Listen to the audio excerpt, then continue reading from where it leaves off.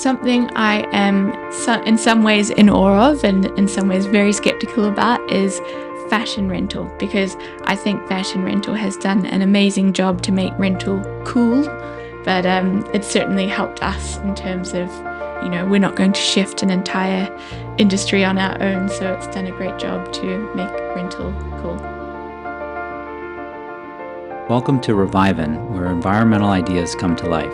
At reVyven, we aim to connect, learn, and make a difference. So welcome to reVyven. Today we're in our new office space in Basel with Anna Smoothie, who is the co-founder at the circular business, Cirkel Supply Co, where she ensures that renting high-quality ski wear is ultimately convenient for ski tourists visiting the Alps. So welcome, Anna. Thank you so much for having me. Yeah. It's been a great opportunity to meet you both and discover Basel. Yeah. And how you're here is that we met, I believe, through Instagram, some social media account through our Fresh Air Kids channel. And then last night we had a big event with Impact Hub Basel, where you were one of our panelists talking about your model, which is rental. But we were profiling different companies within the fashion industry and their distinct models. So it was really nice to have you. Thank you.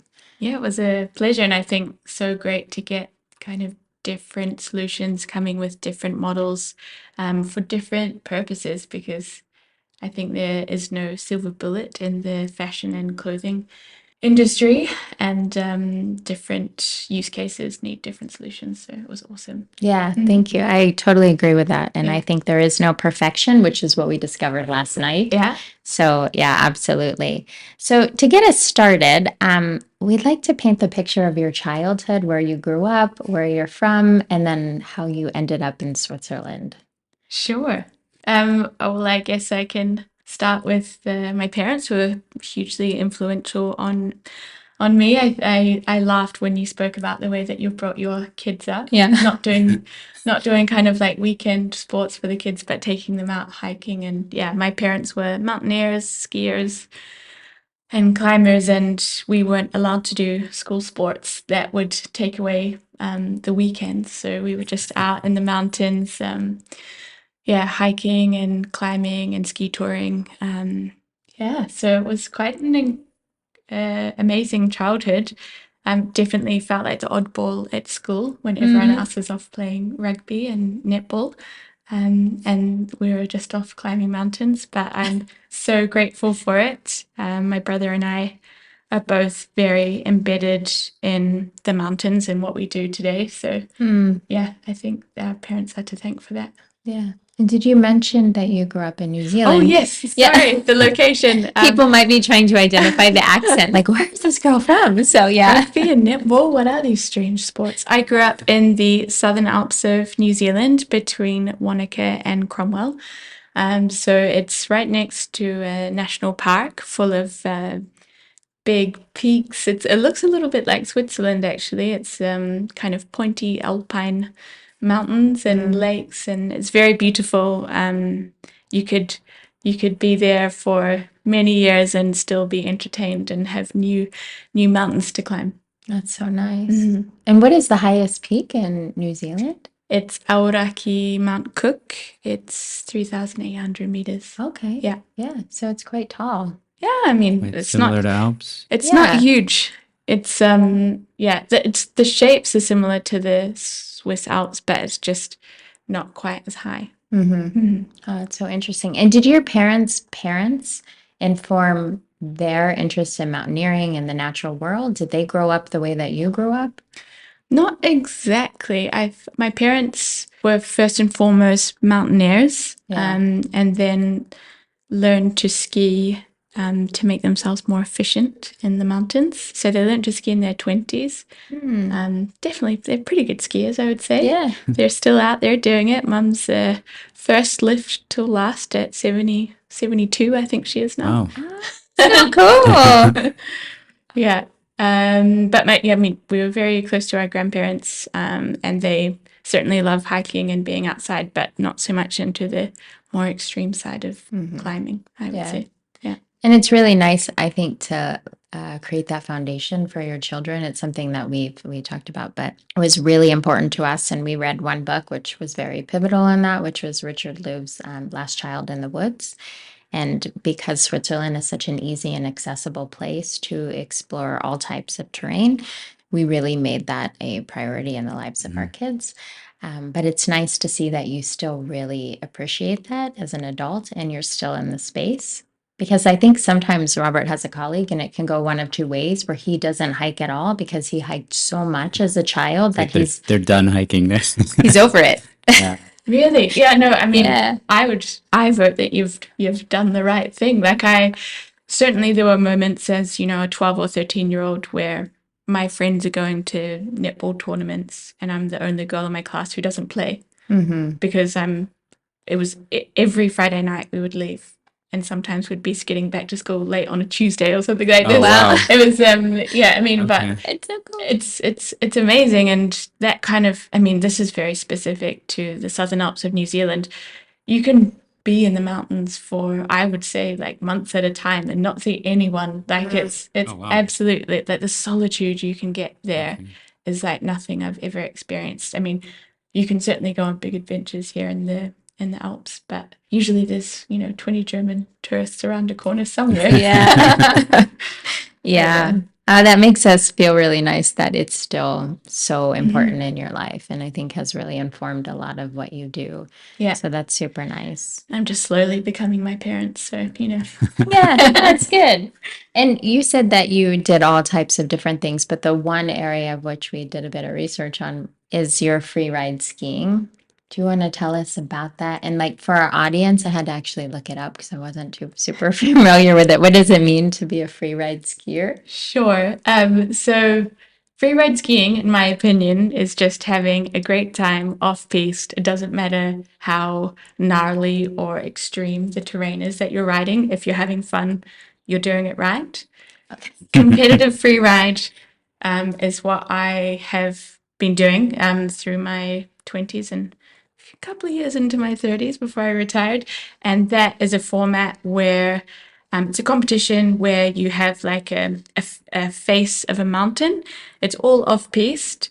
They will tell you exactly where you can go. So like give you the boundary of what's in and what's out. And then you via visual inspection.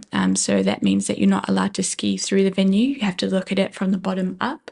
Oh. You need to choose your line and incorporate like jumping off natural features, so cliffs and windlaps and things like this. And yeah, put together a line that is technical, fluid, incorporates air and style, and yeah, put together some good skiing in between all the features that you pack in. So you kind of plan it from the opposing face or from the bottom of the face, and then you memorize it in reverse order. So you think, I'm dropping in, I'll turn left at this tree, air this cliff, bank right, and then yeah, so it's a little bit of memory and bad decision making combined. Wow. Wow. That's intense. Yeah, I had no idea. Yeah, it's fun. And how do you practice for that? It's quite interesting. The visual inspection is certainly a skill that you need to build. In your first competitions, you will inevitably get lost. Just have to improvise on the go. But yeah, it's really about visualization and planning it and just going over it again and again. All of my best competition runs I don't remember because I've kind of memorized it, so my body knows exactly what to do. My brain switches off and my body executes. So, Wow. yeah. It's almost like this perfect state of flow. You're really engaged in it. Yeah. And how do you get to the start? Do you have to hike up? Yep. Okay. Yeah. So it's physically very demanding. Yeah, I mean, the competition faces that you ski are between maybe like 400 and 600 vertical meters. Okay. And then, of course, you need to climb up it first of all. So, yeah, I used to be probably about almost 10 kilos heavier because I did a lot of Olympic lifting. You need the endurance to be able to climb up and then ski down, of course, but you need a lot of explosive muscle to jump like a 10-meter cliff and not explode. Wow. And the skis are different than your traditional ski, is that correct? Yes, so as compared to a normal ski, it's much longer, wider, and I mean, camber profiles vary, but it might have some reverse camber, and a little bit less side cut. So, like the turn radius is much longer than like a slalom or a GS ski or a Okay. slalom ski. And what does the word camber mean? Camber is, I have no sorry. idea. I'm very new at this. Sorry. If you think about like a ski, and when you put it on the ground, usually the tips are quite far off the ground, and then it has some touch points, and then there's a gap under. There's like a springiness in the ski, so it's been shaped to have like a bow under your foot, and that influences the way the ski initiates a turn. Okay. And that's fascinating because did you grow up doing this? Is this something you did as a family? I mean, we always skied off-piste and did a lot of kind of ski touring and things like this. But my brother, he was he was always a kind of competitive skier. Started in freestyle, then moved into free ride, and he was already skiing on the like professional circuit here in Europe when I decided that I should take a break from studies and come over just for one season. So I followed him over here, got stuck in the cycle of winter to winter, and then I eventually started competing as well. So really just riding on my brother's coattails. He convinced the competition organizer to let me in with a wild card into my first competition because I had never competed before, so I didn't have the points, and I got a spot, and then I won. Oh, wow. Yeah. So I mean, it wasn't a big competition; it was a smaller one, but it was That's so it cool. was an encouraging start. Yes, absolutely. And I think we would be, I don't want to neglect the safety aspect of this. So, in terms of avalanche safety, which is always a big issue in the Alps, how do you gauge that if you're skiing off piste and off of the traditionally groomed trails or? Yeah, this is a really important aspect of what we do. There's always the competition organizers will assess the face and make sure wherever you're competing is secured. However, I mean, that means in our free time, we're always practicing in similar terrain, which is not secured. So here in Switzerland, once you're off a marked trail, you are responsible for your own safety and assessing the terrain. And of course, you need avalanche equipment, so beacon, shovel, probe.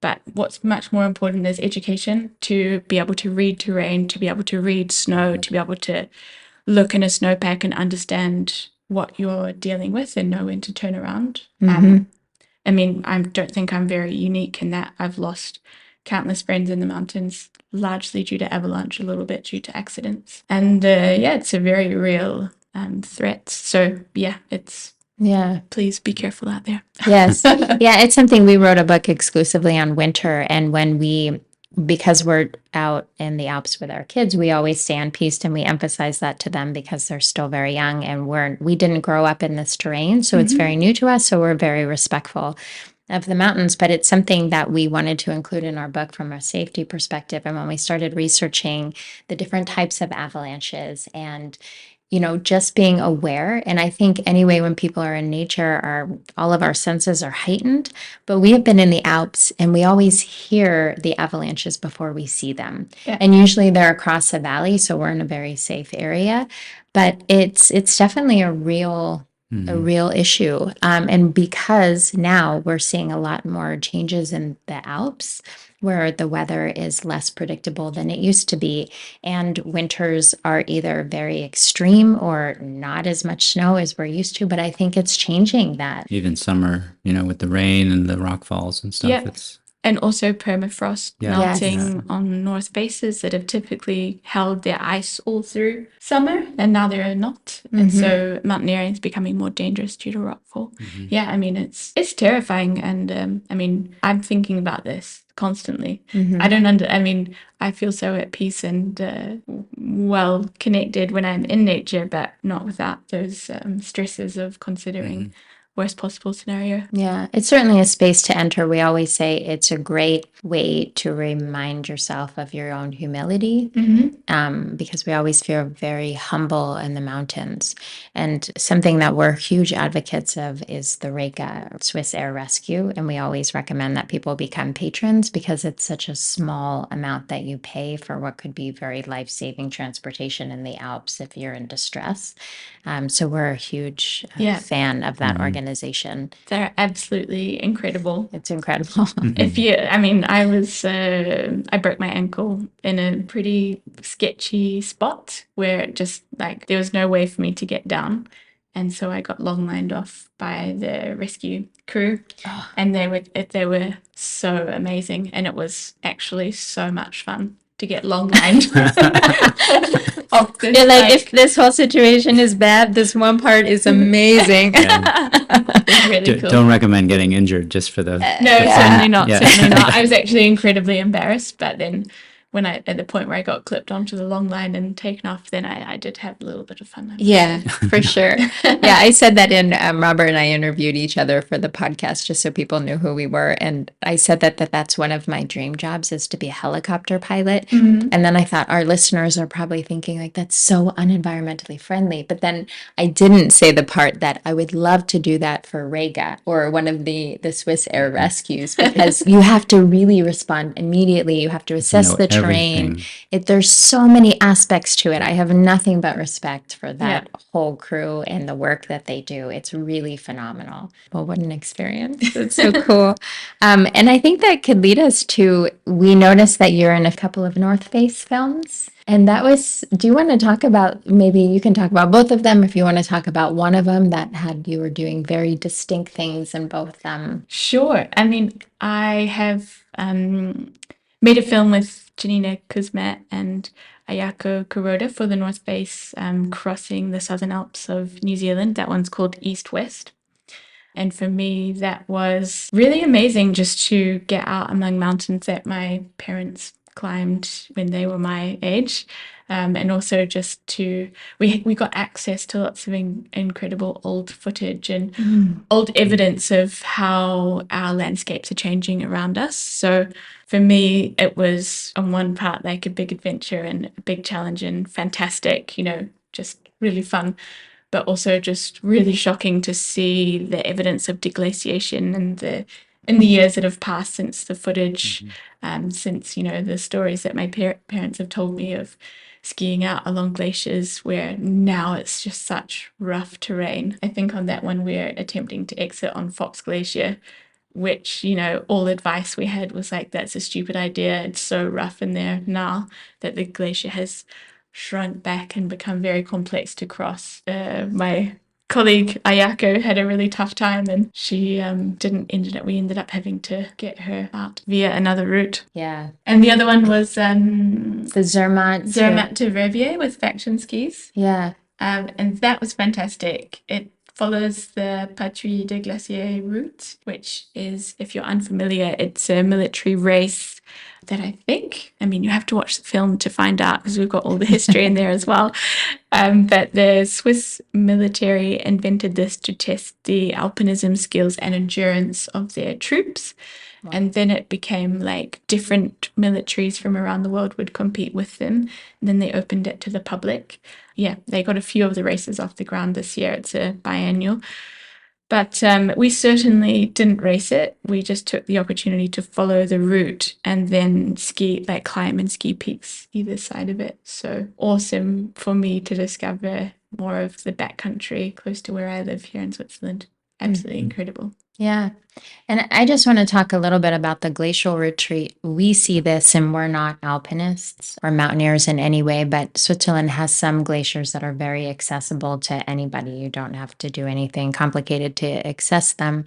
But it's really quite shocking. And when we talk about climate change, and I think when people, I guess, are in doubt of it, I think then they must not be outside. And we're very fortunate in the fact that Switzerland has a lot of glaciers and that we can see them so easily. But for people who don't have that access, I think it's very hard for them to understand it.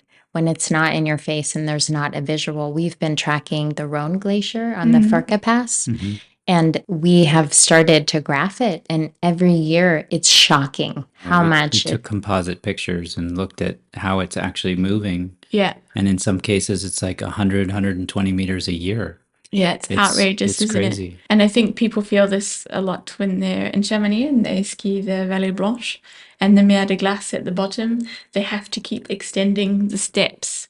Like they'll build like a lift and then the lift is in the wrong place because the glacier has shrunk so much. It's truly shocking. And at Cirkel Supply, we've been making jokes about, sponsorships and things like this would usually be directed to people with less money to get outside, but we've been saying that we maybe should direct it to politicians in Westminster or places where they just they don't understand what is happening because they're so embedded in what they're doing and they don't experience nature like we do. They don't see the degradation that we see. I don't see how you can inform and approve policies by purely reading science but not experiencing. Yeah, there was that incident earlier this winter in Zermatt. Was it Zermatt where they had not enough snow and they were basically cutting the glacier up to provide the ski run. Yeah. I mean, we heard that through Protect Our Winters. Yeah, exactly. Yeah. The guys at Protect Our Winters did a campaign around that, and I think that was a really important thing to highlight. That's unacceptable to It's be. shocking. It's unbelievable, and it's not the first time it's happened either. It's happened for FIS alpine races in Austria, in Zolden in Austria, yeah. And I mean, I don't know where else, but it's not just the damage it does to the glacier. It's also the message that these are enormous ski race. We're in an alpine nation here. Ski races are really important to the culture. So if you're and local economies, yes, sure, exactly. And so I mean, if you're showing your fans that it's fine to make your race happen at the expense of the environment around it, that is just the worst messaging that they could have done. And we look at it from, it feels very sacred. These spaces feel very sacred, and that we really need to be working with them from a protection standpoint, and to intentionally further their demise feels so wrong because so many people are doing so much to protect them. It just. Well, and you see a glacier that takes, thousands, if not tens of thousands of years to make and to be part of nature. And then in like a weekend, it's being destroyed by man's equipment. Yeah, it's quite shocking and sad. And I think I'm glad that we had that conversation, because it leads me into when you were in New Zealand. I believe you were a board member for Protect Our Winters. And do you just want to talk about what the organization is and then your affiliation with them? Sure. So Protect Our Winters is a nonprofit that brings together the outdoor community to take action against climate change. So this is in one part education, community events like tree planting or mobility events. We would always organize like a bike to the mountain event in New Zealand. And then it's also just the really unglamorous work of making submissions against government proposals for transportation plans or policies and things like this. I still do a little bit of that for them, but I definitely have been struggling to keep up with the good work that they're doing from the other side of the world. But yeah, I mean, it's an amazing community and they're doing great work, and it's been great. Like you can connect with the Protect Our Winters chapter in most countries with snow around the world. And we collaborate with other chapters, but typically each POW chapter is really focused on the challenges that each nation has. So it should be quite relevant to you.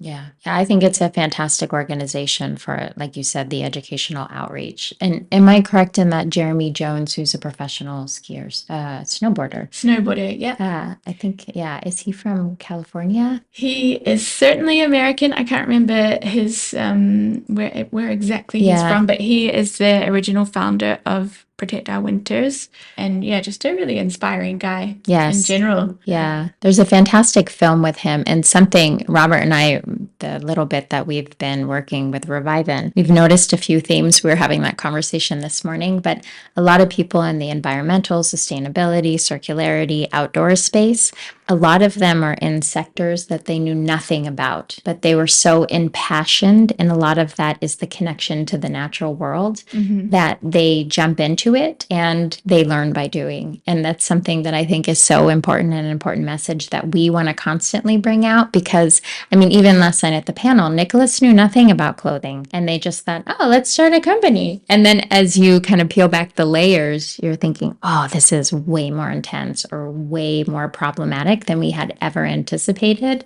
But then you kind of work through that and you learn by doing. And I think in the film with Jeremy, he had mentioned, like, I don't know anything about policy and legislation and laws, but I'm learning and I have to figure it out because it's so important to him. So it's nice to see that it's really expanded its reach globally. Yeah, definitely. And I'm just recalling also, Jeremy made a really cool movie here in Switzerland with Matt Shah, who is a professional snowboarder, but also a scientist of some form. But the film is called Shelter, and the premise is that they're taking public transport to different adventures here in Switzerland. Okay. So some good inspiration for weekend adventures for everyone here in Switzerland. Oh, Nice. that's super. Yeah. Oh, I'll have to That's check a- that out. yeah. And you just recently, maybe within the last few years, completed your MBA. And do you want to talk about that, what you studied, why you were propelled to go in that direction? Certainly. So what I initially studied at university straight out of high school was radiology. Then I worked with that for a while as I started to compete in freeride skiing. And then gradually, just due to that touch point with the ski industry, I started to work for different outdoor and ski brands on the side, largely in sports marketing and press and athlete management and things like this. But I didn't have any formal training in this. And I also wanted to do something that was a bit more strategic around business as a whole. I felt there were some gaps in my knowledge. Also, a lot of the brands that I work with, they're really motivated to lower the impact of the production of their goods. And I saw that journey from the inside and how challenging it is actually to prototype greener materials. And I just kind of got the idea that even if we were making less impactful products, we we're always trying to sell more and more to more people, the same people, you name it, each year. And that just gradually felt to be a disconnect. So for my studies, I took on an MBA, which had a pretty generic syllabus, I would say. There was a leading sustainable enterprise paper, but within each paper, you were able to do a project which you could shape to what you wanted to explore further. So for economics, I did a donut economics project with the local council to appraise it for their strategic framework. For leading sustainable enterprise, I focused on the ski industry and worked with my old employer to come up with some new strategies for their sustainable development. For my final project, I was looking for a circular business project to take on. And this is a 6-month project where you consult with a company and make a report and a series of recommendations. So at that point, I met Anders, who's the original founder from Cirkel. He was just about to test the MVP of their skiwear rental concept. So I did my project on Cirkel as a case study, investigating the sustainability of renting outdoor clothing in comparison to linear sales. And it was both from a commercial perspective, but from an environmental perspective. The environmental side being using a business model life cycle assessment to compare sales and rental, which was really interesting to see that, yes, by serving more people with less products, you can lower the impact of, supplying goods, and also just to see really like piece by piece our own value chain and understand where our largest impacts are. And yeah, that has informed our strategy in terms of delivery and things like this. So I finished that project. Anders and Per asked me to join as a co-founder, which was very exciting and scary all in one breath. But I did that in June 22, and yeah, the rest is history. Wow. You've been with them ever since and back in Switzerland. Yes. And to touch on that model a little bit more, there's a lot of terminology That's something we talked about last night as well. Sustainability, circularity. Now we're kind of moving into the regeneration space. But I always think it's important because we can extract different meanings from different people. So when we talk about circularity, what does that mean to you and to you as a company for Cirkel? It really is optimizing resource. And the really cool thing about rental is that you can serve more people with less products. You can lower cost barriers to the mountains, and you can reduce the impact of products on the environment, which for me, that's just like coming back to that triple bottom line. So optimizing resource to take care of the planet, people, and also make some profit.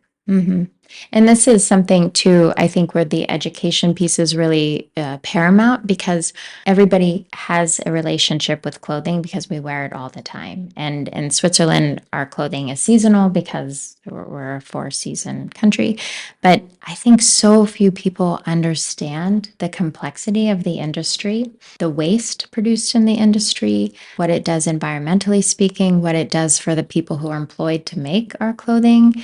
And I think that this is really important to highlight, but also to explore alternatives to ownership and to the way that we utilize our goods. So this is a really interesting way to look at, particularly if a season where, and I know you have studied this, how often do people actually wear their ski clothing? And what is the average that people wear that? So this is something I would love to know. So if anyone has any robust research on this, I'm all ears. Contact her. But what I do know, yeah, please come at me with any statistics you have. What I do know is that 60% of Europe's 60 million skiers already rent their skis and boots. And then my big assumption around this is that they are not skiing often enough to justify purchasing their goods. So for me, those are our prime candidates. That's 36 million customers who don't ski often enough to justify purchasing their ski wear.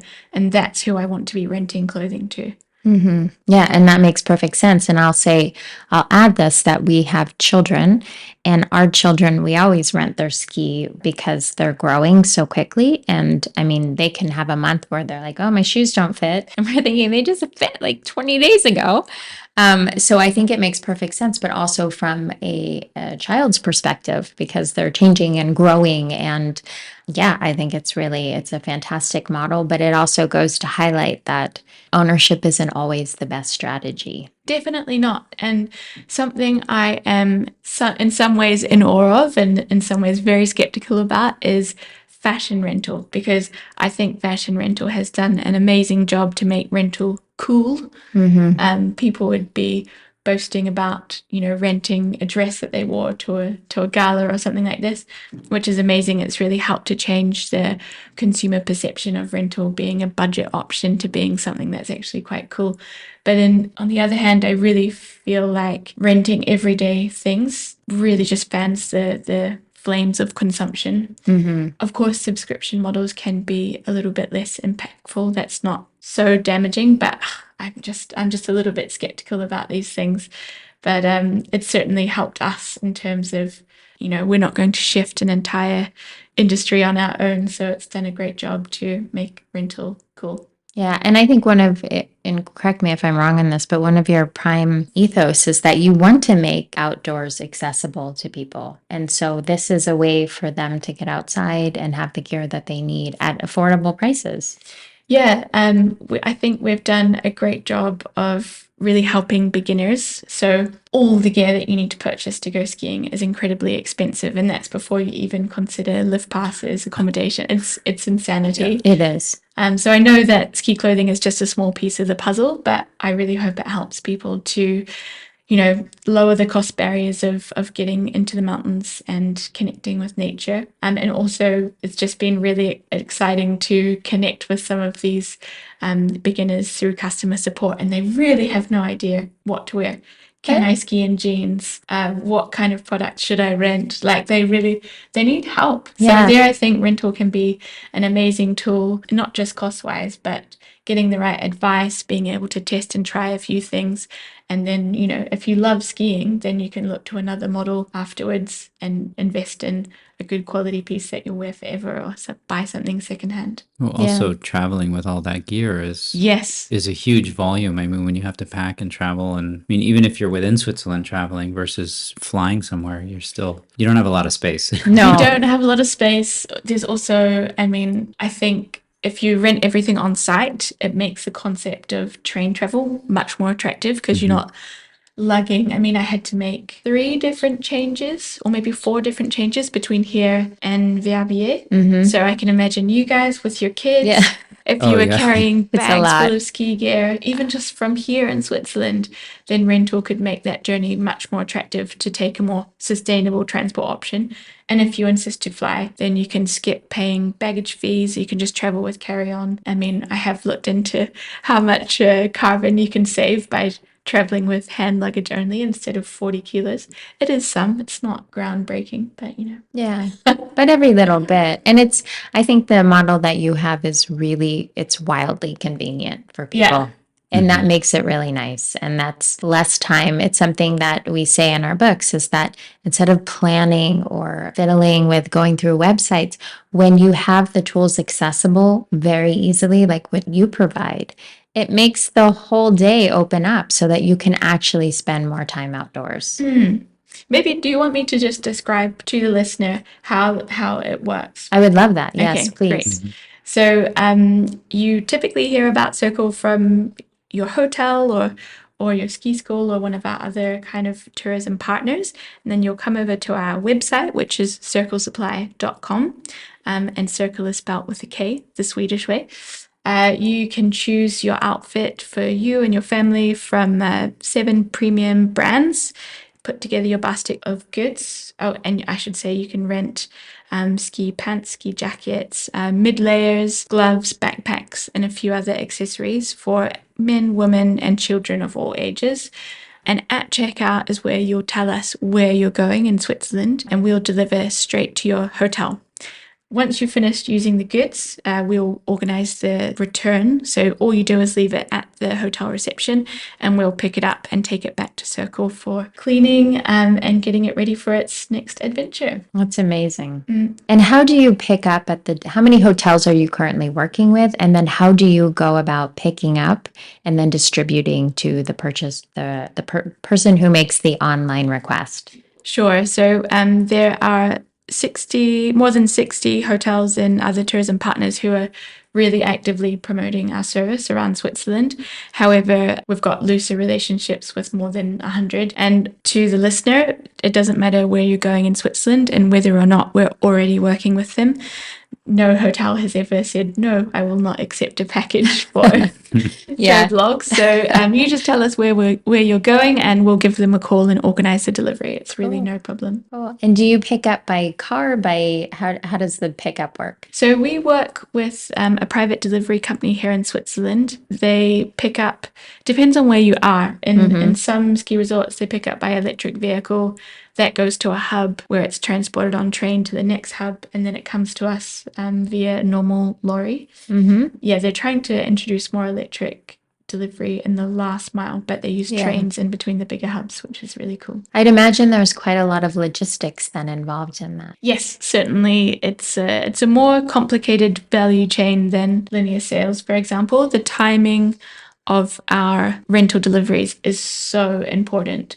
We have never missed someone's first rental day, and that's because we're so hot on it, just tracking the package every moment. And also we send things in advance of our customers' first rental day so that we can be assured and we don't get too many gray hairs making sure it gets there on time. Yes, you're like, I don't want to ruin your powder day, your ski day. Exactly. Yes. Imagine that would be the worst thing, and it hasn't happened and it won't happen. Oh, it's so good. That's so good. One question that might come up is the transportation has a lot of, let's say, CO2 or whatever, and I think we touched on it last night, is that there's certain aspects of to produce gear new has a certain impact versus transportation. Do you want to mention that? Yeah, so maybe we just dig into the business model lifecycle assessment. I'm going to try and explain this, but if anyone has more questions, feel free to come at me.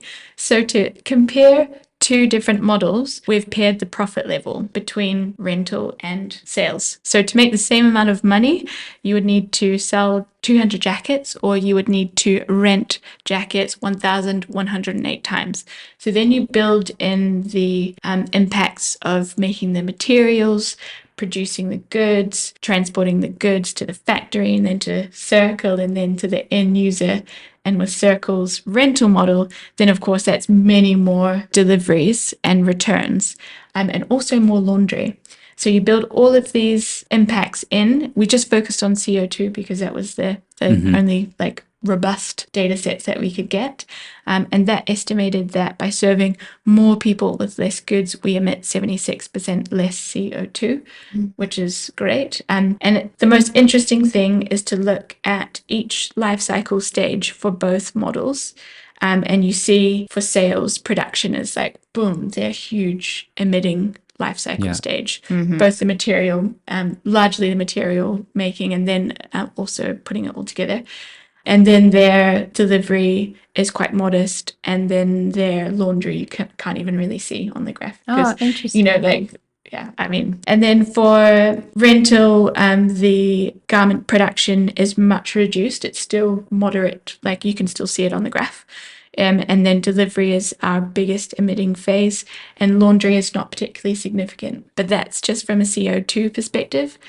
Whereas I've looked at secondary research across other impact categories, and their laundry is more impactful in terms of freshwater usage, freshwater toxicity, and things like that. So we understand that delivery and laundry are our biggest challenges. So that's informed our change to this delivery company that uses train transport as much as possible, and electric vehicles where possible as well, and then trying to increase that. And with laundry, that's kind of a work in progress. So far, we've been concentrating on the products that we use to clean the goods, and that's been a really fun test to see actually that the most environmentally friendly product was also incredibly effective at cleaning the goods. So yeah, that's been a really fun project to see which laundry liquids to go with. That's super.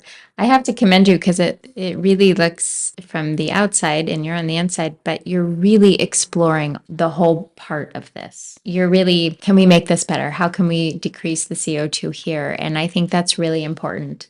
And it's something we also talked about last night, is that when you enter an industry, you don't fully see the whole picture. You're really focused on maybe one element of it. But I think the beauty of a lot of the people that we work with, and particularly in the clothing industry, is that once you understand that there's an area of which is not positive, then you can attack that and say, how can we do this better?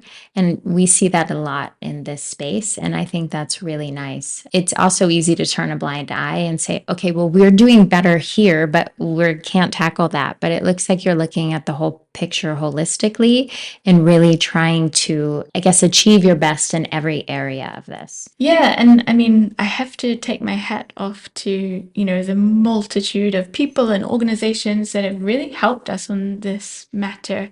Of course, you look at the research and be like, okay, so we have an issue here that we could address. How are we going to do that? I don't know anything about laundry. And then just through our network, we managed to meet the owner of a really large industrial blanchisserie in Geneva, and they gave us awesome advice. Okay, look at your products first of all, then you can go down this journey and explore other things. But that's just one example. We've had so much generosity towards us, and information sharing, and I think that's the cool thing about working on something circular or a sustainable business model, is that people are more generous with information sharing, and everyone's happy to work together to figure out the right thing to do. Yeah. Well, we're all learning. Yes. It's not all formalized yet. So that path is still being forged. And I think it's good to share and to collaborate with people. Yeah. And I think the passion for the area drives the desire to do better and to be better. And I think that's great. And I think there's such a level of transparency in this, which is something I really admire. And we see that in company websites. I mean, we work together with the model and you were very transparent. It doesn't make sense to rent if, and then you had your parameters for when purchasing actually makes more sense or buying secondhand makes more sense. So I think that level of transparency builds a brand, but it also is really important to the user, the consumer. I think it's really nice. Yeah, I mean, I'm a consumer. Yeah. I understand that with the best intentions, it's very difficult to understand what to do. Mm-hmm. And what is the right purchase or what's the worst purchase? Mm-hmm. Because now that, sustainability is such a buzzword that we're all so sick of, every brand and every company has they have their sustainability strategy and they'll tell you all the green things that they do. And it's very difficult, despite, the certifications and things like this, to navigate that and understand. So we try to be very targeted in who we rent to. Of course, we don't have enormous control over this, but it seems to make sense to our target customer, which is light usage skiers and snowboarders. And that means people that are only skiing 1 or 2 weeks per year. And that's really just ski tourists that are visiting Switzerland, which is why we work with hotels and other tourism providers to find that customer. You also mentioned we've spoken about beginners. We're, very happy to serve them and help them get outside, and families with growing kids. And there, for local families, we're also beginning to do seasonal rental. So if you've got growing kids and, of course, you live locally, it doesn't make sense to rent every weekend that you want to go. Those transport emissions would not be good and it would be too expensive for the user. So yeah, that's why we've opened up seasonal rental.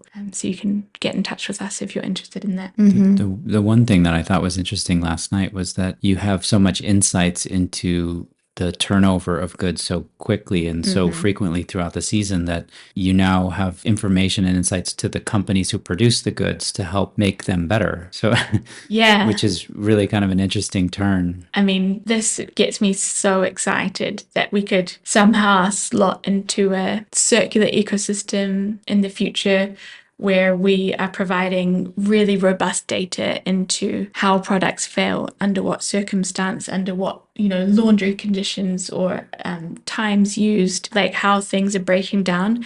And we're feeding that continually back to the design teams at the brands.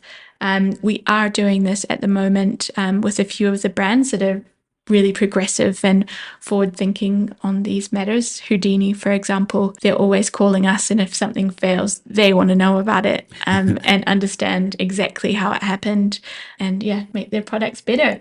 So, I mean, for the future, I think that clothing should be made in a more quality way so that things are lasting for a lifetime for heavy users. And then we can rent them to light users for an infinity. It's really nice that the brands are showing an interest in maintaining the longevity of the clothing, which is ultimately better for the people and the planet, for sure. And Anna, what happens when the clothing can no longer be rented? Or what is that sweet spot? I know you alluded to this last Or it night. gets damaged or something. Yeah. And then what do you do with the items that you have in stock? So we have a really amazing repair guy. He's such a repair nerd and has every special machine. Wow. And he's an absolute wizard. So we do repair the clothing that we have. If the repair is unnoticeable and it can slot back into the rental assortment and still look super fresh and premium, then we'll continue renting it out. We have something called the CRISP criteria, which is how we ensure that the rental assortment remains premium and like a really attractive offering to our rental customers. But when the repair is obvious, or if there's some other, maybe some color fading or something like this, so the garment doesn't look super fresh, then we'll put it aside for our resale channel, which we have done some resale tests so far very successfully, but we'll be launching in full our resale channel later this year. So that's kind of the last life of our products, is to be sold on to not a ski tourist, more of a domestic customer who's like medium usage. They go quite a few times each winter and need some good quality products. So we don't yet know how many times we'll rent a product before shifting it to resale. We're adhering to this CRISP criteria and really trying to find the sweet spot where we've managed to get maximize the rental usage, but also not running the product into the ground so that when we sell it secondhand, it's still an attractive product that the buyer will really value and take care of. That makes perfect sense. Yeah. And I guess that leads me to this question is, where do you see Cirkel going in the future? What are the ambitions of the company? Sure. So, of course, business to consumer ski wear rental here in Switzerland, our resale channel that's more for domestic customers. And then what we would like to, we work with a lot of ski rental stores, and they've asked us to improve the way that we integrate with them so that, for example, if you book your skis and boots, you can also add in your Cirkel rental in the same transaction. So we're developing our technology to improve the way that we work with these tourism partners. And kind of the midterm vision is to offer a full circular solutions for brands, for ski rental stores and other partners. So that means offering rental, repair, and resale.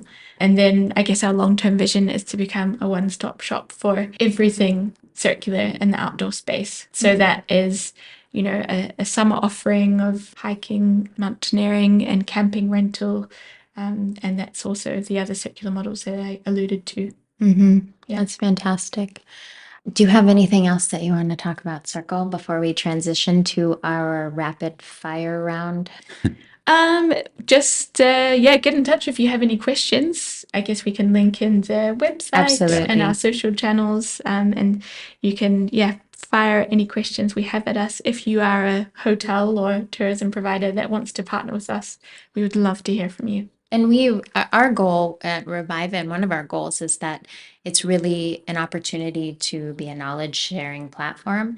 But we also have this concept, which I think is really beautiful. I think whenever we enter a space for the first time, the perception is that this has never been done before and you're breaking the ground for it and it's starting from its inception, and that feels completely overwhelming. But the concept that we have had is, for example, we had Mindbaum, Deinbaum, and they're planting trees in Basel and Four Gardens. And we think, well, there are a lot of cities in the world and a lot of cities who would benefit from this model. And if Mindbaum, Deinbaum can be an example to somewhere in Geneva who needs to enhance this, somewhere else in the world. Exactly. Then we would love that knowledge share to transpire between, co-founders or founders or organizations. And the same with your model. Maybe it would be very beneficial in somewhere in America in a ski resort, and maybe it doesn't have to be skiing. It could be Yeah. other markets that have, let's say, high turnover or Exactly. different types of goods. Yeah. I mean, rental is awesome for anything that is durable, expensive, and not used often from consumers. Like, I think we talked yesterday about the hardware option. So many people own drills when Yes. they only use it for like one day every 2 years. Yes. Things like this, occasion wear, I'll accept that from fashion rental.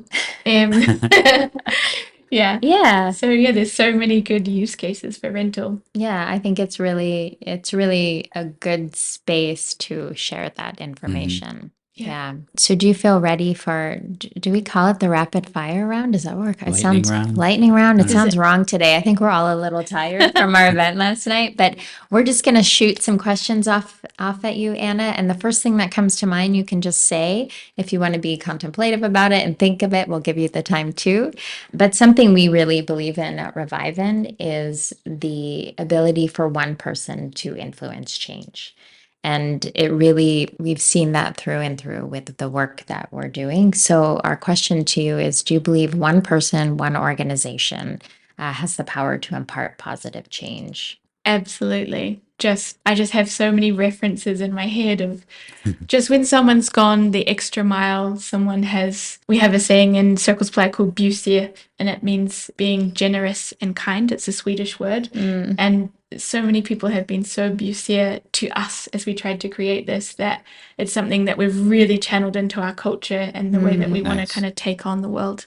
So I think if everyone was a little bit busier, then Yeah, yes. that's super nice. I think that also makes the space really important, and I think it helps you continue on your hard days. And it's something that Caspar said last night, like it pained him when people didn't see the vision that he had. And it's something we talk about all the time. And I think that's such a beautiful way of looking at it, the kindness and generosity, yeah, of others. What do you wish you had more time for? I wish I had more time and geographic proximity to my family, for my Yeah. family. Yeah, that's the Yeah, hard thing about being out of country from where you grew up and lived, for sure. exactly. Yes. What book do you treasure the most? Oh, so I guess I should say like really punchy business books here, but I'm just No, more it's of a okay. I'm just more of a story person, and I Yeah. could never pick one. So I would say current top favorites would be Pachinko. That was a really cool book. Mm. My Brilliant Friend, A Little Life, and Three Men in a Boat, just for fun. Oh, okay, Yeah. fantastic. And if you had to do the very, educational side, what book had the most influence on you from a circularity standpoint? Oh, Sorry. big one. I mean, I've read a lot of reports Mm-hmm. from Wrap, from Accenture. I really found, yeah, Fashion for Good. So I would say, I mean, as a book, Donut Economics is quite interesting. It's a bit more, I don't know, all the reports I've read have been a little bit more actionable and a bit more insightful. But I mean, Donut Economics is a great way to look at the world. I'm just not sure you could read it and be like, okay, now I should do this. Yeah. Yeah. Okay, that's fair. And what impact do you hope to have on the world? I hope that we can really ensure that people who don't need to be, who are not frequent users of outdoor goods, have an opportunity to rent it instead. And therefore, just avoid all the wasted space in people's closets and all the gear that didn't need to be produced in the first place. So yeah, we're not just trying to make a little business in one corner of Switzerland. We're really here to grow this so it can take a significant portion out of the overproduction that we see around the world. What is your favorite place that you want to disclose? Robert was like, some people don't want to say this, in the world. Your favorite place to ski in the world? Oh, I'd have to say the Southern Alps of New Zealand. Yeah. Mount Aspiring National Park, Aoraki National Park. Yeah, amazing space, solitude, beautiful mountains. Yeah. And how do you think people can make a difference or get involved when it comes to environmental issues? Oh, number one recommendation, understand local and federal government policies. There are so many awesome nonprofits that kind of demystify what policies are going down before elections and get out there and vote. That is really important. I also encourage you to vote with your wallet. However, I don't believe in, making individuals feel guilty for their choices. So engage with your community, try and drive things from more of a systemic perspective rather than feeling guilty about your non-bamboo toothbrush. Yeah. Yes. Is there anything else as we're closing that you want to cover? We neglected to ask you that you want to put out there? I think you've done a fantastic job. Great questions. Thank you so much. Yeah, thank you. That's nice. And how can people find you? How can people find information about Cirkel Supply? So you can find information about Cirkel Supply and look at what we offer on our website, which is cirkelsupply.com.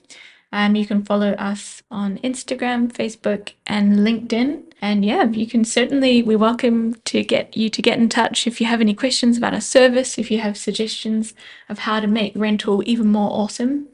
We're always happy to hear about it. Yeah, and I think your website does a fantastic job of showing how easy the process is. So you do a great job with that. So your website is a wealth of information for the user. Thank you. Yeah, absolutely. Well, we thank you for your time today, Anna, and thanks for coming all the way here for our panel discussion last night and then for following up with our podcast. We really appreciate it. It's been an absolute pleasure. Thank you so much to the both of you. Yeah, thank you. We hope you have enjoyed this episode. Don't forget to be awesome and share this podcast with your friends. Click subscribe, rate, and review. Do you have a story to tell? An organization you'd like to tell the world about? We love to hear from you. and our global community. So please get in touch with us at reVyven.com. That's revyven.com. Or send us an email at revyven.com@gmail.com.